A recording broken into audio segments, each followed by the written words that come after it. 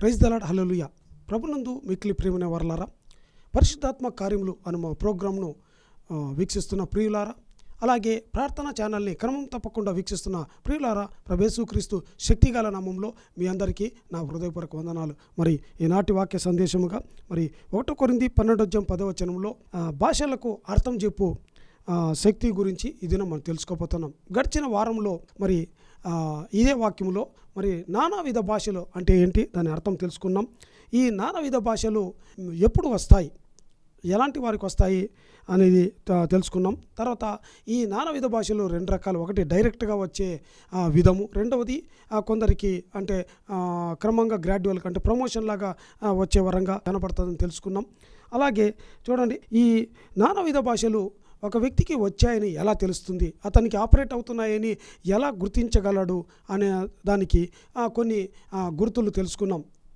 ఇవి గడిచిన వారం తెలుసుకున్నాం. అయితే ఈ వారంలో మరి నానావిధ భాషలు పొందాలంటే ఒక వ్యక్తికి ఉండాల్సిన లక్షణాల గురించి ఈ దినం తెలుసుకోబోతున్నాం. అలాగే అన్య భాషలకి అర్థం చెప్పే మరి ఈ వరం గురించి కూడా ఈ దినం తెలుసుకోబోతున్నాం. చూడండి, అన్య భాషలకి అర్థం చెప్పే శక్తి అంటే ఏంటి, మరి ఈ బైబిల్లో ఈ వరం ఎవరెవరు కలిగి ఉంటున్నారు, అలాగే ఈ వరం ఈ భాషలకి అర్థం చెప్పే వరం నేటి సంఘానికి ఎంత అవసరం అనేది కూడా తెలుసుకోబోతున్నాం. తర్వాత ఈ భాషలకు అర్థం చెప్పే వరం ఒక వ్యక్తి పొందాలంటే అతనికి ఉండవలసిన 4 లక్షణాలు ఏంటి, ఇవి కూడా ఈ దినం తెలుసుకోబోతున్నాం. దయచేసి చిన్న ప్రార్థన చేసుకొని దేవుని వాక్య భాగాన్ని ధ్యానించుకుందాం. స్తోత్రం స్తోత్రం స్తోత్రం. పరిశుద్ధ ప్రభువా మీకు స్తోత్రం తండ్రి. రాజులకు రాజా మీకు స్తోత్రం నాయన. మహోన్నతుడా, మహిమాన్వితుడా, మహాగణుడా మీకు స్తోత్రం నాయన. ఇదిగో ప్రభా, ఆత్మవరముల గురించి నాయన మేము అయ్యా నేర్చుకుంటుండగా ధ్యానిస్తుండగా ప్రభా మాతో మాట్లాడండి, మాకు అనేక విషయాలు తెలియజేయండి నాయన. ఇదిగో ప్రభా అయ్యా, వాటిని తెలుసుకొని వాటిని ఆపేక్షించే వారిగా, వాటిని కోరుకునే వారిగా, వాటిని నాయన మేము పొందుకొని నాయన అయ్యా మేము వెళ్తున్న మా సంఘాల్లో నాయన అయ్యా ఆ వరాల చేత మేము వాడబడేవారుగా ఉండున్నట్లు మాకు కృపను భాగ్యమును దయచేయమని వేడుకుంటూ సమస్త స్తుతి ఘనత మహిమ మీకే ఆరోపిస్తూ యేసుక్రీస్తు శక్తిగల నామంలో అడిగి వేడుకుంటూ ప్రార్థిస్తున్నాం పరమ తండ్రి, ఆమేన్. హల్లెలూయా. మరి వాక్యం చదువుకుందాం. మరి 1 కొరింథీ 12:10 మనం చూసినట్లయితే, మరి ఒకనికి అద్భుత కార్యములు చేసే శక్తియు, మరి ఒకనికి ప్రవచన వరమును, మరి ఒకనికి ఆత్మల వివేచనయు, మరి ఒకనికి నానావిధ భాషలను, మరి ఒకనికి భాషల అర్థము చెప్పు శక్తియు అనుగ్రహింపబడి ఉన్నవి. చూడండి, ఇక్కడ అపోస్తలుడైన పౌలు మరి 9 వరాల గురించి ఇక్కడ లిస్ట్ రాయడం జరిగింది. మనం ఇది వరకే దాదాపుగా నానావిధ భాషలు అంటే 8 వరాల గురించి తెలుసుకున్నాం. అయితే ఈ దినం 9వ వరమైన భాషలకి అర్థం చెప్పు శక్తి అంటే ఇది ఇంటర్ప్రిటేషన్ ఆఫ్ టంగ్స్ గురించి మనం ఇదేం తెలుసుకోబోతున్నాం. మొట్టమొదటిగా ఈ అన్ని భాషలకి అర్థం చెప్పు ఈ శక్తి లేదా ఈ వరం అంటే ఏంటి, దాని గురించి తెలుసుకోబోతున్నాం. హల్లెలూయా. చూడండి, ఇక్కడ పరిశుద్ధాత్మ దేవుడు ఒక వ్యక్తికి ఇచ్చే పరలోక సంబంధమైన ఒక శక్తిగా, ఒక సామర్థ్యంగా, ఒక అతీంద్రియ శక్తిగా, పరలోకమైన బహుమతిగా, పరలోకమైన వరముగా, పరలోక సంబంధమైన ఈవిగా, ఇంకా చెప్పాలంటే పరలోకమైన సంగతులను గ్రహించే వివేచన దేవుడు ఈ ఒక వ్యక్తికి ఇస్తున్నట్లుగా మనం చూడగలం. హల్లెలూయా. చూడండి, మరి సంఘాల్లో విశ్వాసులు అనేక మంది విశ్వాసులు మరి రకరకాల భాషలు అనే భాషలు మాట్లాడుచున్నప్పుడు వాటికి అర్థము, వాటికి వివరణ, వాటి భావము, వాటి సంతోషము, వాటిలో వాళ్ళు మాట్లాడుతున్నప్పుడు దేవుని చిత్తాలేంటి, ఇవన్నీ కూడా ఆ సారాంశాన్ని వీరు గ్రహించిన వారే. అంటే వాళ్ళు మాట్లాడుతున్న ఆ భాషలకి వ్యాఖ్యానం అందామా, లేదంటే అనువాదం అనొచ్చా, లేదంటే ఇంటర్ప్రిటేషన్ లేదా ట్రాన్స్లేషన్ చేసేవారుగా వీరికి దేవుడు ఆ వరం ఇస్తున్నట్టుగా మనం చూడగలం. హల్లెలూయా. ఇంకా చెప్పాలంటే ఈ ఆయా భాషల్లో ఒక వ్యక్తి అన్ని భాషలు మాట్లాడుతున్నప్పుడు ఆ భాషల్లో దాగి ఉన్న మర్మాలని, ఆ రహస్యాలని, పరలోకమైన సంగతులను వీరు బహిర్గతం చేయడం, వెల్లడి చేయడం, వాటిని మరి అర్థం కాని ఉన్న ఆ భాషలో నుంచి సామాన్య భాషలోనికి వీరు వ్యక్తీకరించడం లాంటిదిగా మనం చూడగలం. చూడండి, ఈ వరం పరిశుద్ధాత్మ దేవుడు సంఘం యొక్క క్షేమాభివృద్ధి కొరకు దేవుడు సంఘంలో కొంతమందికి దేవుడు ఈ వరం ఇచ్చేదిగా మనం చూస్తున్నాం. చూడండి, గడిచిన వారంలో భాష అయినా కావచ్చు, అన్య భాషలైనా కావచ్చు, ఒక వ్యక్తి భాషలు మాట్లాడుతున్నాడంటే అది ఒక అందమైన వరం అని తెలుసుకున్నాం. హల్లెలూయా. అయితే ఈ భాషలకి అర్థం చెప్పి ఈ వరం ఎలాంటిదంటే, ఇది అందంగా కనపడకపోవచ్చు, కానీ ఈ భాషలకు అర్థం చెప్పే ఈ వరం ఏంటంటే అనేకుల్ని ఆకర్షించేదిగా, అనేకుల్ని ఆశ్చర్యపరిచేదిగా, అనేకుల్ని దేవుని సందేశాన్ని వారికి అనుగ్రహించేదిగా ఈ వరం ఉండడం మనం చూస్తూ ఉన్నాం.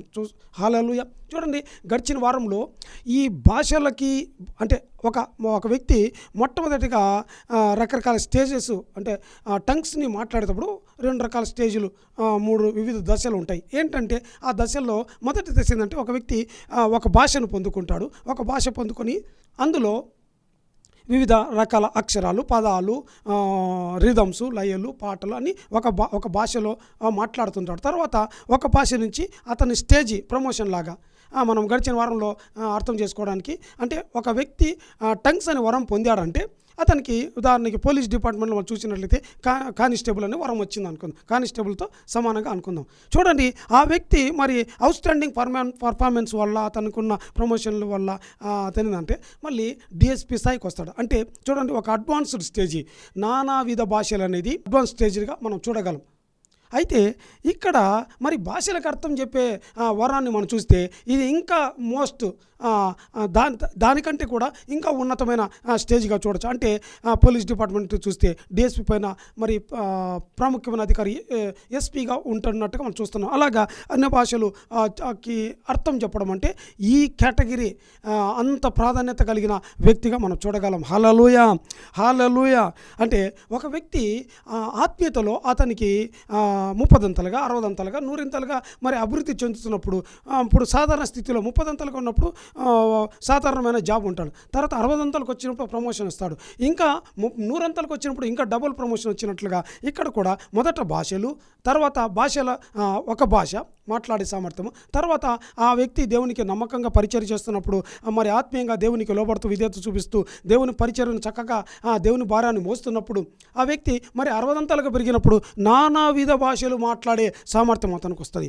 మరి ఈ నానావిధ భాషలు మాట్లాడే వారం నుంచి అతను ఇంకా 84వ కీర్తన 7వ వచనంలో వాడు నానాటికి బలాభివృద్ధి నొందుచు ప్రయాణం చేదురన్నట్టుగా అలా చేసేటప్పుడు ఈ వ్యక్తికి భాషలకు అర్థం చెప్పే సామర్థ్యం కూడా దేవుడు ఇస్తాడు. అంటే అతడు 100% స్థాయికి వచ్చినట్టే. హల్లెలూయా. చూడండి, ఇక్కడ ఈ భాషలకు అర్థము అంటే ఈ వివరణ భావాన్ని అంటే ఒక వ్యక్తి తెలిసి అతను నేర్చుకున్న తెలిసిన భాషలు మాట్లాడే వ్యక్తి కాకుండా అతను తెలియని భాషలు, తెలియని అర్థాలు, తెలియని పరలోకమైన సంబంధం భాషలు ఒక వ్యక్తి మాట్లాడుతున్నప్పుడు దానికి వీరేం చేస్తారంటే ఆ మాటల యొక్క సందేశాన్ని, ఆ మాటల్లో దాగి ఉన్న మర్మాన్ని, దేవుని చిత్తాన్ని, దేవుని సంకల్పాన్ని, దేవుని ప్రణాళికను, దానిలో ఉన్న భావాన్ని, మర్మాన్ని ఈ భాషలకు అర్థం చెప్పేవారు దాన్ని గ్రహించి దాని అర్థం తెలుసుకొని ఏంటంటే ఈ ఇతరులకి తెలియజేయడమే, ఇతరులకు వివరించడమే, ఇతరులకి అర్థమయ్యే విధంగా చెప్పడానికి పరిశుద్ధాత్మ దేవుడు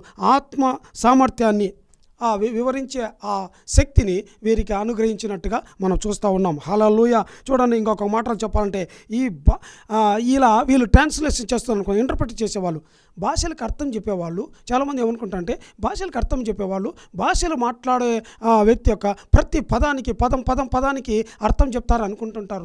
నో, అలా ఉండదండి. హల్లెలూయా. ప్రతి పదానికి అర్థం చెప్పేదిగా ఉండదు. ఏంటంటే ఇక్కడ చూడండి, ఒక ప్రాముఖ్యమైన విషయం తెలుసుకుందాం. భాష అయినా ఒక భాష మాట్లాడే వ్యక్తే కావచ్చు, లేదంటే వివిధ రకాల భాషలు మాట్లాడే వ్యక్తి 1 కొరింథీ 14:2 భాషతో మాట్లాడువాడు ఏంటంట దేవునితో మాట్లాడుచు. ఎందుకనగా 1 కొరింథీ 14:2 ఎందుకనగా భాషతో మాట్లాడేవాడు మనుషులతో కాదు కానీ దేవునితో మాట్లాడువాడు.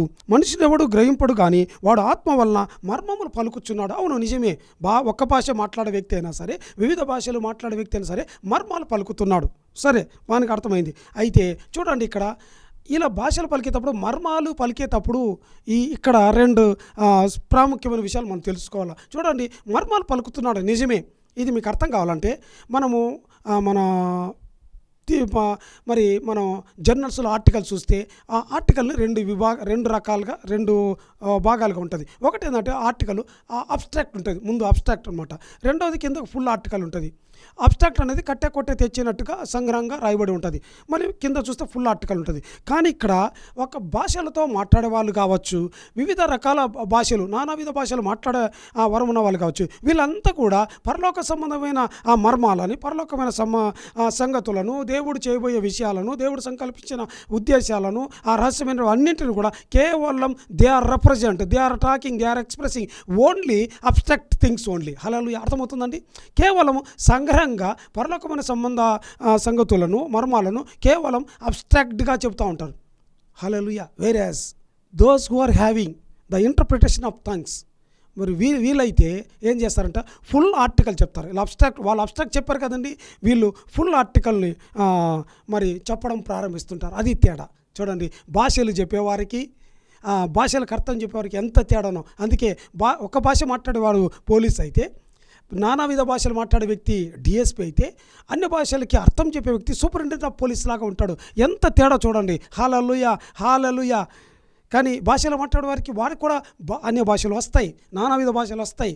హల్లెలూయా. వాళ్ళు కూడా వారి ప్రార్థనలో మాట్లాడుతూ ఉంటారు. కానీ ఈ వరం ఆపరేట్ అయ్యేటప్పుడు ఇలాగా ఏంటంటే ఇతరులు మాట్లాడేటప్పుడు వీరు ప్రేరేపణ అయ్యి ఏంటంటే ఫుల్ ఎస్సీ అని చెప్పడం ప్రారంభిస్తుంటారు. వాళ్ళైతే అబ్స్ట్రాక్ట్ చెప్తుంటారు, దేవుడు ఈ పని చేయబోతున్నాడని మర్మముగా పలుకుతుంటే, దేవుడు ఆ పని ఎప్పుడు చేస్తున్నాడు, ఎలా చేస్తున్నాడు, ఎక్కడ చేస్తున్నాడు, ఎందుకు చేస్తున్నాడు, ఎవరెవరికి చేస్తున్నాడు, అది దానివల్ల ఎవరికి నష్టం కలుగుతుంది, ఎవరికి మేలు కలుగుతుంది, ఇలా అన్ని మొత్తం ఇన్ డీటెయిల్డ్గా భాషలకు అర్థం వాళ్ళు చెప్తున్నట్టుగా మనం చూడగలం. హల్లెలూయా. ఇలాగా చూడండి, ఒక వ్యక్తి మరి 1 కొరింథీ 14:5 27 ఒక వ్యక్తి అన్ని భాషలు మాట్లాడుతున్నప్పుడు అపొస్తలుడైన పౌలు కొరింథీ సంఘాన్ని హెచ్చరిస్తున్నట్టుగా ఈ 3 వచనాలుగో 5వ వచనంలో, తర్వాత 14వ వచనంలో, 20వ వచనంలో, ఈ 3 వచనాల రీతిగా అపొస్తలుడైన పౌలు ఇదిగో మీరు భాషలు మాట్లాడుతున్నారు, బాగానే ఉంది, కానీ వాటికి అర్థం చెప్పడానికి మీరు ప్రయత్నం చేయండి, మరి ప్రార్థించండి అని హెచ్చరిస్తున్నట్టుగా మనం చెప్తున్నాం.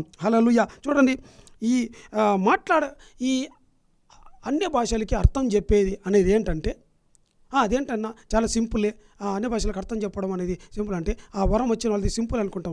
నో కానే కాదండి. హల్లెలూయా. చూడండి, సాధారణంగా భాషలు మాట్లాడే వ్యక్తి వస్తారు, భాషలు ఇష్టమైతే మాట్లాడతారు, మరి మధ్యలో భాషలు మాట్లాడుతూ ఆగిపోతుంటారు. కానీ భాషలకి అర్థం చెప్పే వరం అనే వాళ్ళ లాంటిది కాదు. వీళ్ళకి ఒక బాధ్యత, వీళ్ళది ఒక బరువు. హల్లెలూయా. ఇది దేవుడు వీరికి ఇచ్చే ఒక బాధ్యత, ఒక బరువు, వీరి భుజాన్ని మీద ఒక పెద్ద భారం మోపినట్టే దేవుడు. హల్లెలూయా, హల్లెలూయా. అంటే సిలువ భారాన్ని మోస్తున్నట్టే ఉంటుంది. హల్లెలూయా. భాషలు మాట్లాడకపోవచ్చు, కానీ వీరు దేవుని భారాన్ని సంపూర్ణంగా చేసేవారుగా ఉంటారు. హల్లెలూయా. చూడండి, వీరు ఏంటంటే భాషలు మాట్లాడే వాళ్ళు ఏం మాట్లాడుతున్నారో దాన్ని దేవుని దగ్గర నుంచి పరలోక సంబంధమైన సంగతులను గ్రహించి వివేచించి వాటిని తెలుసుకొని ఏంటంటే జాగ్రత్తగా, మరి ఒక మాట చెప్పాలంటే దేవుని మనస్సును, దేవుని హృదయ స్పందనను, దేవుని ఆలోచనలు, ఉద్దేశాలు అన్నింటినీ గ్రహించి తెలుసుకొని మరి మర్మంగా అర్థం కాని దానిని అర్థమయ్యే విధంగా వెల్లడి చేసేవారుగా వీరు ఉంటున్నట్టుగా మనం చూస్తున్నాం. చివరిగా చూడండి, భాషలకి అర్థం చెప్పే వరాన్ని మనం తెలుసుకుందాం. చూడండి, సాధారణంగా మరి అందరూ అన్ని భాషలు మాట్లాడుతుంటారు కదా. అన్ని భాషలు మాట్లాడడం అనేది అదేం చిన్న సామాన్య విషయం కాదు. ఒక వ్యక్తి అన్ని భాషలు మాట్లాడుతున్నంటే అతని నోటి గుండా, అతని పెదవుల గుండా అగ్ని బయటికి వస్తున్నట్టుగా. హల్లెలూయా, హల్లెలూయా. చూడండి, ఒక వ్యక్తి అన్ని భాషలు మాట్లాడుతుంటే తన నోటి నుంచి అగ్ని వస్తున్నట్టుగా మనం అపొస్తలుల కార్యములు 2:3 మనం చూచినట్లయితే అక్కడ బలమైన వారు పెంతెకొస్తు పండుగ దినమందు 120 మంది ఉపవాసంతో ఉంటున్నప్పుడు అక్కడ ఏంటంటే ఆకాశం నుంచి ఒక బలమైన ఒక శబ్దం దిగి వచ్చి అక్కడ ఏంటంటే వాడు కూలిన ఇంటిలోనికి మరి అగ్ని 4 కలుగా విభాగింపబడింది కదా. దేవుని శక్తి, పరిశుద్ధాత్మ అంటే అగ్ని 4 కలుగా విభాగింపబడి ఒక్కొక్క 4 ఒక వ్యక్తిని తాకుతున్నట్టుగా, అంటే అతని హృదయంలోకి వెళ్తున్నట్టుగా, అతని నోటి గుండా ఆ అగ్ని లోపలికి బయటికి వెళ్తున్నట్టుగా మనం చూస్తున్నాం. అంటే ఒక వ్యక్తి అన్ని భాషలు మాట్లాడుతున్నప్పుడు అతని నోటిలో నుంచి అగ్ని వస్తున్నట్టుగా మనం చూడగలం. హల్లెలూయా. అగ్ని జ్వాల బయలుదేరుతున్నట్టుగా మనం చూడగలం. అయితే భాషలకి అర్థం చెప్పేవారు ఏంటంటే దేవుడు ఒక భూతద్దం ఇచ్చినట్టుగా మనం అర్థం చేసుకోవాలి. హల్లెలూయా. భాషలు మాట్లాడే వ్యక్తి ఆ నోటి నుంచి అగ్ని వస్తూ ఉంటుంది, అగ్ని జ్వాల వస్తుంటుంది అంతే. కానీ ఆ భాషలకు అర్థం చెప్పేవారి చేతిలో దేవుడు వారికి భూతద్దం ఇస్తారు. అంటే ఆ భూతద్దం ఇచ్చినప్పుడు ఏం చేస్తారంటే సంఘంలో ఆరాధన చేస్తున్నప్పుడు అనేక మంది రకరకాల భాషలు మాట్లాడుతూ ఉన్నప్పుడు ఏంటంటే మరి ఈ వ్యక్తి సంఘంలోంచి వీరందరి శబ్దాలన్నిటిని దాటి మధ్యాకాశం దాటి పరలోకానికి వెళ్ళి అక్కడ దేవుడు మాట్లాడే స్వరాన్ని ఈ భూతద్దంలో నుంచి చూచి విని గ్రహించి తెలుసుకొని ఇక్కడ మనకు చెప్పడం ప్రారంభిస్తుంటాడు. చూడండి, భాషలు అగ్నితో మాట్లాడే వాళ్ళు ఇక్కడే ఉంటారు, ఎక్కడికి పోరు. కానీ ఈ భాషలకు అర్థం చెప్పేవాళ్ళు వీళ్ళు అక్కడ దాకా వెళ్ళి రాగలిగే చూడగలిగేటువంటి దేవుడు ఒక కటకాన్ని, ఒక లెన్స్ని, ఒక భూతద్దాన్ని వారికి ఇస్తాడు. మనకి ఇది అర్థం కావాలంటే మరి యెషయా గ్రంథం 6వ అధ్యాయంలో మరి యెషయా ప్రవక్త చూస్తే దేవుని మందిరంలో ప్రార్థన చేస్తున్నాడు. దర్శన రీతిగా దేవుడు ఒకవేళ ఈ అర్థం చెప్పే వరం అతనికి ఇచ్చాడు అనుకుందాం, మనం గ్రహించాలా, ఇచ్చినట్టుగానే అతను ఆ భూతత్వంలోంచి చూస్తున్నాడు. భూతత్వంలోంచి చూసినప్పుడు అక్కడ హల్లెలూయా, దేవుడు నేను ఎవరిని పంపుతున్నామా ఈ పనికి అని దేవుడు మరి పరలోకంలో దేవుడు దేవదూతలతో ఇంకా అనేకులతో మాట్లాడుతుండగా ఆ స్వరాన్ని వినగలుగుతున్నాడు. చూడండి, ఎక్కడ సంఘము, ఎక్కడ పరలోకము. హల్లెలూయా, అదే అనమాట ఈ టాలెంట్. అందుకే సూపరింటెండెంట్ ఆఫ్ పోలీస్ క్యాడర్కి సమానంగా ఉంటుంది ఈ వరం అని చెప్పింది. హల్లెలూయా. చూడండి, సాధారణ భాషలు మాట్లాడుచున్నవాడు ఓ సమారి కారతోర అంజన రిబీన ఎలా మలవరవుతాను అని భాషలు ఊరికే వాళ్ళకు దేవుని ఆత్మ ప్రేరేపించినప్పుడు, వాళ్ళ నోట్లో ఉంచినప్పుడు, వాళ్ళు బలవంతం చేసినప్పుడు అవి పలికేస్తారు, అంతే, వాళ్ళ పని అయిపోతుంది. కానీ అర్థం చెప్పే వ్యక్తి యొక్క పని పరిచర్య వేరే, అతని భారం వేరే. హల్లెలూయా, హల్లెలూయా. కనుక చూడండి, ఇతను ఏంటంటే ఒక మర్మాలను వెతికి వాటిలో ఉన్న దాగి ఉన్న సత్యాలను బయటికి చెప్పే పద్ధతిని ఈ భాషలకు అర్థం చెప్పే వరం అనొచ్చు, శక్తి అనొచ్చు. హల్లెలూయా. సరే, మరి అర్థం తెలుసుకున్నాం. ఇప్పుడు ఏంటంటే మరి బైబిల్ అంతటిలో ఈ వరం ఎవరెవరు కలిగి ఉన్నారు? అపొస్తలుడైన పౌలు కొరింథీ సంఘానికి ఈ భాషలకి, అన్య భాషలు, నానావిధ భాషలకు అర్థం చెప్పే వరం ఇవన్నిటిని కూడా ఇక్కడ వివరించి చెప్తున్నట్టుగా, పరిచయం చేస్తున్నట్టుగా మనం చూడగలం. హల్లెలూయా. అయితే కేవలము ఈ భాషలకు అర్థం చెప్పే ఈ వరము, ఈ శక్తి కలిగిన వాళ్ళు పెంతెకొస్తు పండుగ తర్వాత ఈ వరం ఆపరేటుతున్నట్టుగా అపొస్తలుడైన పౌలు చెప్తున్న విషయాల్లో మనకు అర్థమవుతుంది. కానీ ఇదేంటంటే ఇది కేవలం కొత్త నిబంధనలే కాదు, పాత నిబంధనలో మనము ఈ వరం ఆపరేట్ అవుతున్నట్టు మనం చూస్తున్నాం. ఇక్కడ స్క్రిప్చర్ రికార్డెడ్ ఉంది కొత్త నిబంధనలో. కానీ పాత నిబంధనలో ఇలాగ లిస్టు జాబితా ఇలాగ అపొస్తలుడైన పౌలు వివరించినట్టుగా అక్కడ లేదు. కానీ అనేక మంది ఈ వరం కలిగినట్టుగా మనం చూస్తున్నాం. చూడండి, ఉదాహరణకి 1-2 తెలుసుకుందాం. చూడండి, మరి ఈ పరలోకమైన సంగతులు, దైవ సంగతులు. చూడండి, ఒక వ్యక్తి అన్ని భాషలు మాట్లాడుతున్నాడంటే ఆ వ్యక్తి పరలోక సంగతులు మాట్లాడుతున్నట్టు, పరలోక సంగతులు ఆ వ్యక్తి చెబుతున్నట్టు, పలుకుతున్నట్టు అనుకున్నాం. అలాగే మరి పరలోకమైన సంగతులు, దైవ సంగతులు అనేవి కేవలం భాషల ఒక్క ద్వారానే రావు. చూడండి, కళల రీతిగా దేవుడు పరలోక సంగతులను దేవుడు తెలియజేస్తాడు. దర్శనాల రీతిగా, ప్రవచనాల రీతిగా, అలాగే లేఖనాల నుంచి, కాలగతుల నుంచి దేవుడు అనేక విషయాలు తెలియజేయడం ప్రారంభిస్తుంటారు. కానీ అక్కడ అపొస్తలుడైన పౌలు కేవలం భాషల గురించి అర్థం చెప్తా ఉన్నాడు. కానీ పాత నిబంధనలో భాషలే కాదు, ఇలాగా దైవ మర్మాలన్నింటినీ, అది ఏ రకంగా వచ్చినా సరే పరలోక సంబంధమైనది అయితే దాని అర్థం చెప్పే ఆ వరం పాత నిబంధనలో అనేకులు కలిగి ఉన్నట్టుగా మనం చూస్తూ ఉన్నాం. చూడండి, మనము ఒక వాక్యం చదువుకుందాం. ఆమోసు గ్రంథము 3వ అధ్యాయము 7వ వచనం మనం చూచినట్లయితే, తన సేవకులైన ప్రవక్తలకు తాను సంకల్పించిన దానిని బయలుపరచకుండా ప్రభు అయిన యెహోవా ఏమీ చెయ్యడు. అవును, అంటే దేవుడు సంకల్పించిన, దేవుడు ఏది చేయాలని అనుకొని నిర్ణయించుకున్నాడో వాటిని దేవుడు ఏంటంటే కొంతమందికి దేవుడు ముందుగానే తెలియజేయడం మనం చూడగలం. హల్లెలూయా. దేవుడు వారికి ముందుగానే బయలుపరచడం, ఆ రహస్యాలను, మర్మాలను అంతా, ఫుల్ స్టోరీ అంతా వారికి తెలియజేయడం ప్రారంభిస్తుంటారు. హల్లెలూయా. అలాగే ఇంకొక వాక్యం చదువుకుందాం. ఇర్మియా గ్రంథము 33వ అధ్యాయము మరి 3వ వచనంలో చూచినట్లయితే, నాకు మొరపెట్టుము, నేను నీకు ఉత్తరం ఇచ్చేదను, నీవు గ్రహింపలేని గొప్ప సంగతులను, గూఢమైన సంగతులను నీకు తెలియజేతను. ఇక్కడ మనం చూస్తూ ఉన్నాం. హల్లెలూయా. చూడండి, దేవుడు ఒక మరుగైన సంగతులు, గూఢమైన రహస్యమైన విషయాలని దేవుడు నాకు మొరపెట్టినప్పుడు నేను మీకు తెలియజేస్తానని దేవుడు కొందరితో మాట్లాడుతున్నట్టుగా మనం చూస్తున్నాం. అంటే ఈ విధంగా పాత నిబంధనలో అనేక మంది ఉంటున్నట్టుగా మనం చూస్తున్నాం. చూడండి, ప్రాముఖ్యంగా ఒక ఇద్దరిని గురించి తెలుసుకుందాం. ఉదాహరణకు చూసినట్లయితే మరి ఆదికాండము 41వ అధ్యాయం 16వ వచనంలో చూస్తే, ఆదికాండం 41వ అధ్యాయంలో మరి ఇక్కడ మనం యోసేపును చూడగలం, యవనస్తుడైన యోసేపును చూడగలం. చూడండి, ఈ యోసేపు మరి కళల భావము, కళలు కావచ్చు, దర్శనాలు కావచ్చు, మరి ప్రవచనాలు కావచ్చు, వాటికి అంటే ఇక్కడ కళలకు అర్థం అంటే అది ఒకటే కాదు, అర్థం చెప్పేవారికి I think they are nothing but multi multiple blessings ఉంటాయి అన్నమాట. అంటే చాలా వివిధ రకాలైన వాటికి అర్థం చెప్పే సామర్థ్యం ఉంటుంది. కేవలం కళలో, కేవలం భాషలో, కేవలం ప్రవచనాలు, కేవలం లేఖనాలు అని ఉండదు. అన్నింటికి పరలోక సంబంధమైన ఏవైనా సరే నిగూఢమైన సంగతులకు అర్థం చెప్పేస్తారు వీళ్ళు. అలా సునాయాసంగా చెప్పేస్తారు. ఎవరు కూడా మరి చెప్పలేని వాటిని ఇక్కడ మన ఆదికాండం 41:16 చూసినట్లయితే ఇక్కడ ఫరో ఒక కళను చూస్తాడు. రాజు అంటే ఐగుప్తుల రాజులను ఫరో అంటారు. ఈ ఫరో ఒక కళను చూచి మరి జైల్లో ఉన్నటువంటి యోసేపును పిలిపించి దీనికి అర్థం చెప్పమన్నప్పుడు మరి యోసేపు ఆ కళను అతను కేవలం అబ్స్ట్రాక్ట్ మాత్రమే చూశాడు రాజు. కానీ ఇక్కడ యోసేపు మొత్తం ఫుల్ స్టోరీ చెప్తున్నట్టుగా మనం చూస్తూ ఉన్నాం. హల్లెలూయా.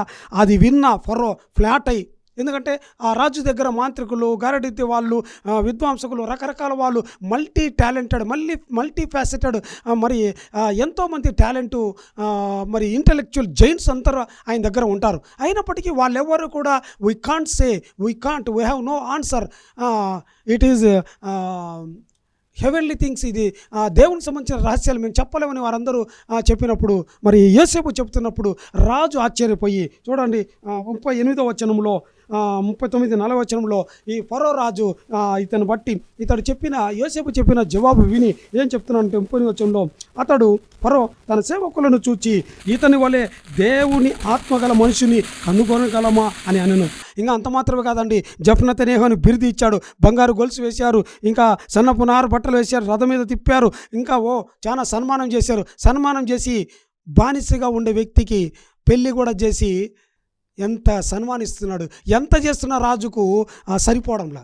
అరే ఎంత సన్మానించినా తక్కువేనేమో అన్న ఫీలింగ్ ఉన్నట్టుంది ఆ రాజుకి. హల్లెలూయా. చూసారా ఎంత ఉన్నత స్థాయిలో ఉంటున్నారు. మరి భాషలు మాట్లాడే వారికి ఇలాంటి ధన్యత దొరుకుతున్నట్టుగా అక్కడ మనం చూడలేదు. కనుక చూడండి, భాషలకి అర్థం చెప్పేవారు ఉన్నతమైన స్టేజిలో వీరు ఉంటారు. హల్లెలూయా. చూడండి, అలాగే మనం ఇంకొకటి మనం చూసినట్లయితే దానియేలు గ్రంథము 2:28 చూస్తే మరి ఈ వరాన్ని దానియేలు కూడా కలిగి ఉన్నట్టుగా మనం చూస్తున్నాం. అంటే మధ్యలో అనేక మంది ఉన్నారనుకోండి, ప్రాముఖ్యంగా మనం తెలుసుకుంటున్నాం. దానియేలు కూడా ఇలాగా కళలు, దర్శనాలు, లేఖన మర్మాలను, రహస్యాలను, మరుగైన విషయాలను, కాలకథలు అన్నింటినీ కూడా అర్థం చెప్పే సామర్థ్యం దానియేలుకు ఉన్నట్టుగా మనం చూస్తున్నాం. దానియేలు గ్రంథము 2:28 మనం చదువుకున్నట్లయితే అక్కడ రాజు, బబులోను రాజు నెబుకద్నెజరు ఒక కళను చూసి మర్చిపోయాడు. చూడండి, ఇందాక మనం అందుకే చెప్పుకున్నాం, వీళ్ళు చూసింది అబ్స్ట్రాక్ట్, ఫుల్ స్టోరీ కూడా చూడలేదు, కేవలం బొమ్మను చూశాడు. అది ఆ కళ కూడా మర్చిపోయాడు. కానీ ఏదో భయంకరమైన కళ చూశాను, అది సగం గుర్తుగా ఉంది, పూర్తిగా అర్థం కావడం లేదు. ఎందుకంటే కేవలం అబ్స్ట్రాక్ట్లను చూసిన వాడుగా మరి రాజు ఉంటున్నాడు.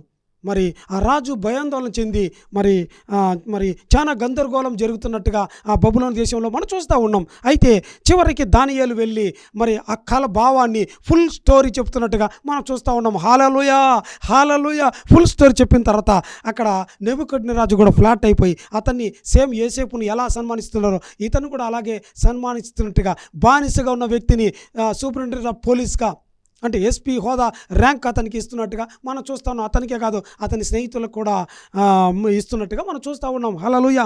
1 కొరింథీ 14:28 చూసినట్లయితే అక్కడ అర్థం చెప్పువాడు లేని ఎడల అతడు సంఘంలో మౌనంగా ఉండవలను, కానీ తనతోనూ దేవునితోనూ మాట్లాడుకోవచ్చు. చూడండి, అక్కడ అర్థం చెప్పకపోతే సంఘంలో గందరగోళం ఉంటుంది. అందరికీ మరి సంఘంలో కొత్త విశ్వాసులు వస్తుంటారు, మరి బయట వ్యక్తులు వస్తుంటారు. మరి వాళ్ళందరికీ ఏంటి గందరగోళంగా ఉంది, ఏంటి అర్థం కాకుండా ఉంటుంది, ఏంటి ఏమేమో పిచ్చి భాష మాట్లాడుతున్నారని వాళ్ళంటి ఫీలింగ్ కలగకుండా వీళ్ళు ఏంటంటే ఆ భాషలకు అర్థం చెప్పేటప్పుడు వాళ్ళు ఏంటంటే వాళ్ళు ఈ రహస్యాన్ని, సంఘంలో ఒక రహస్యాన్ని, మరుగైన విషయాన్ని, మర్మాన్ని అర్థవంతంగా చెప్పేదిగా ఉంటుంది, ఒక ఆధ్యాత్మిక బోధగా ఉంటుంది, దేవుని హెచ్చరికలుగా ఉండడం ప్రారంభమవుతుంటాయి. హల్లెలూయా. చూడండి, ఇంకా సంఘానికి ఎందుకు అవసరం అంటే సంఘంలో విశ్వాసులు ఆత్మీయంగా ఎదగడానికి దోహదపడుతుంది. అంటే ఇందాక మనం చెప్పుకున్నాం కదా, 30 అంతలు, 60 అంతలు, 100 అంతలుగా. 30 అంతలు అంటే భాషలు మాట్లాడేవారు, 60 అంతలు అంటే నానావిధ భాషలు మాట్లాడేవారు, అలాగే 100 అంతలు అంటే మరి భాషలకు అర్థం చెప్పేవారు. ఇలాగా సంఘంలో ఏంటంటే విశ్వాసుల్లో కూడా ఒక ఆత్మీయ అభివృద్ధి, నానాటికి బలాభివృద్ధి పొందినట్లుగా ఏంటంటే విశ్వాసులు కూడా డెవలప్మెంట్ అనేది మనం చూడగలం. అలాగే సంఘముకి క్షమాభివృద్ధి, అలాగే విశ్వాసులకి ఆధ్యాత్మిక పరిపక్వత అనేది ఈ వరం వల్ల, ఇంకా ఐక్యత అనేది ఈ వరం కలగజేయడం ప్రారంభిస్తూ ఉంటది. హల్లెలూయా. చూడండి 1 కొరింథీ 14:12 చూసినట్లయితే, మీరు ఆత్మ సంబంధమైన వరం విషయమై ఆసక్తి గలవారు కనుక సంఘమునకు క్షేమాభివృద్ధి కలుగు నిమిత్తము అవి మీకు విస్తరించినట్లు ప్రయత్నం చేయడం రాయబడింది. అలా అంటే సంఘం అంటే ఎవరండి? విశ్వాసులే, నీవు నేనే. అంటే ఒక సంఘంలో ఒక వ్యక్తి విస్తరిస్తున్నప్పుడు సంఘం విస్తున్నట్టే, సంఘంలో ఒక వ్యక్తికి క్షేమాభివృద్ధి కలుగుతున్నట్టు అంటే సంఘానికి క్షేమాభివృద్ధి కలుగుతున్నట్టే. హల్లెలూయా, హల్లెలూయా. కనుక చూడండి, ఇంకా మనం ఈ 1 కొరింథీ 14 23వ వచనం, 24వ వచనం, 25వ వచనంలో మనం చూసినట్లయితే, ఇక్కడ మరి సంఘంలోనికి మరి కొత్త వాళ్ళు వస్తుంటారు, బయట వాళ్ళు వస్తుంటారు, మరి అవిశ్వాసులు కూడా వస్తుంటారు. ఇలా భాషలు మాట్లాడుతున్నప్పుడు వాటి అర్థాలు చెప్పడం వల్ల వారికి ఏమవుతుందంటే, దేవుని యొక్క ప్రత్యక్షతను, దైవ భయాన్ని వాళ్ళు కలగడం ప్రారంభమవుతుంది. ఇంకా ఏంటంట, ఈ 3 వచనాలు బట్టి బయట వ్యక్తులు కావచ్చు, అవిశ్వాసులు కావచ్చు, మరి ఇవన్నీ జరుగుతున్నప్పుడు తాను పాపినని గ్రహింపు అతనికి కలుగుతుంటదంట. హల్లెలూయా. తాను గ్రహించి ఏంటంట, విమర్శించబడడం ప్రారంభమవుతుందంట. హల్లెలూయా. అలాగే ఇంకా బయట వ్యక్తులను ఆకర్షించేదిగా, అవిశ్వాసులను అంటే పాపులుగా వాళ్ళు గ్రహింపజేసేదిగా ఈ వరం ఉండడం ప్రారంభమవుతుంది. హల్లెలూయా. చూడండి, ఇంకా ఈ వరం ఏంటంటే దేవుని సంగతులను, మర్మాలను మాట్లాడమే కాకుండా, ఈ వరము చూడండి మరి అన్ని భాషలు మాట్లాడుతున్నా అంటే దేవుని సందేశాలు మాట్లాడమే కాదు, వాటిని స్వీకరించే వారిగా మరి అర్థముగా ఉంటుంది. ఈ వరం ఒక వ్యక్తి క్షేమాభివృద్ధి కాకుండా సంఘం క్షేమాభివృద్ధి కూడా దోహదపడుతున్నట్టుగా మనం చూస్తున్నాం. చూడండి, ఇంకా ఈ వరం వల్ల సంఘంలో ఉన్న గందరగోళం నుంచి రక్షించడం, విశ్వాసుల్ని దైవిక భక్తి వైపు మరియు దేవుని సందేశాల పట్ల, దేవుని పట్ల భయభక్తిని, అవగాహన పెంచడం ప్రారంభమవుతుంది. హల్లెలూయా. అందుకు ఈ సంఘంలో ఈ వరం ఎంతగానో అవసరంగా ఉంటున్నట్టుగా మనం చూస్తున్నాం.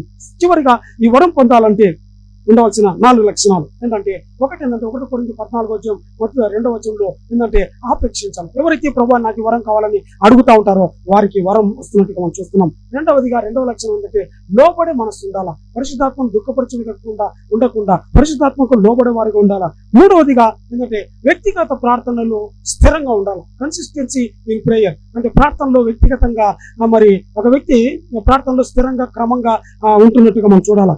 చివరిగా 4వ లక్షణం ఏంటంటే ఉపవాసంతో ఆరాధించే వ్యక్తులు. అంటే ఉపవాసంతో ఆరాధించేటప్పుడు, ఉపవాసం ఉండేటప్పుడు ఈ వరము ఏంటంటే రెట్టిపోవడం, ఈ వరాన్ని పొందుకునే విధంగా మనం చూడగలం. చూడండి, గడిచిన వారంలో నానావిధ భాషలు ఎవరికి వస్తాయంటే ఈ 4 లక్షణాలే. నానావిధ భాషలు పొందాలన్నా ఈ 4 లక్షణాలే, ఈ భాషలకి అర్థం చెప్పాలన్నా ఈ 4 లక్షణాలే. మొట్టమొదటిగా ఈ వరం కావాలని నువ్వు ఆపేక్షించేవాడిగా, కోరుకునేవాడిగా నువ్వు ప్రార్థిస్తూ ఉండాలా. రెండవదిగా ఏంటంటే పరిశుద్ధాత్మకు లోబడే ఉండాలా. మూడవ, మీ వ్యక్తిగత ప్రార్థన స్థిరంగా ఉండాలా. కొద్ది రోజులు ప్రార్థన చేసి ఆపివేయడం, అలాగా అటు ఇటు ఉండకుండా, అమావాస్యకు పుణ్యానికి ప్రార్థన చేసే వరకు ఉండకుండా కన్సిస్టెన్సీ ప్రార్థన ఉండాలా. అలాగే 4వదిగా చూస్తే ఉపవాసంతో ప్రార్థన రెగ్యులర్ గా చేస్తున్నప్పుడు ఈ వరం పొందుకుంటారు. హల్లెలూయా. కనుక చివరిగా ప్రార్థన చేసుకుందాం.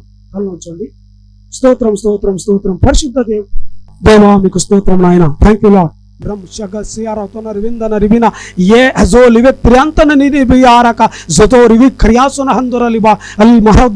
తండ్రి స్తోత్రం నాయన. అయ్యా భాషలకు అర్థం చెప్పడం అనేది ఎంతో ప్రాముఖ్యమైన నాయన, సంఘాలకి ఎంతో అవసరం ప్రభా. అయ్యా నేటి సంఘాల్లో ప్రభా అయ్యా ఈ వరం నాయన లేనివారు నాయన అనేక సంఘాల్లో ఈ వరం లేనివారుగా ఉంటున్నారు ప్రభా. తండ్రి ఏ సంఘంలో అయితే ఈ వరం లేకుండా ఉంటుందో ప్రభా ఆ సంఘాన్ని జ్ఞాపకం చేసుకోండి నాయన. ఆ సంఘంలో విశ్వాసులు అయ్యా ఒక్కరైనా ప్రభా ఈ ఆత్మ అయ్యా నేను అభిషేకించండి ఆయన, ఈ వరంతో నింపండి నాయన.